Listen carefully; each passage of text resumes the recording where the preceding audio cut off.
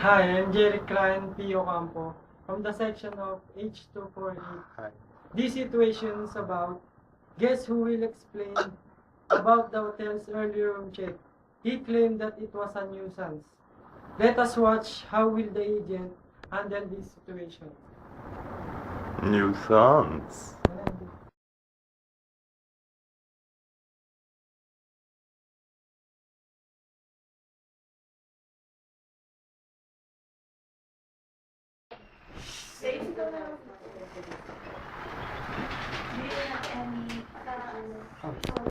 Good afternoon, sir. How may I help you? Hi, good afternoon. I would like to complain about hotel policy regarding room check because it's a nuisance.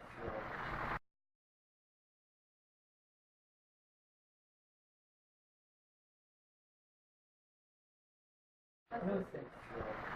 Sorry, sir, but we're just following our hotel policy. No, hotel should not do that because there's disturbing guests. Sorry, sir, but we're just doing standard operation procedure for the sake of our guests. What should I do to don't be disturbed again?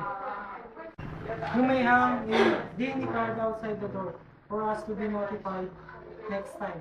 Okay, thank you. You're welcome, sir. Is there anything else I can do for you? Not Thank you, sir.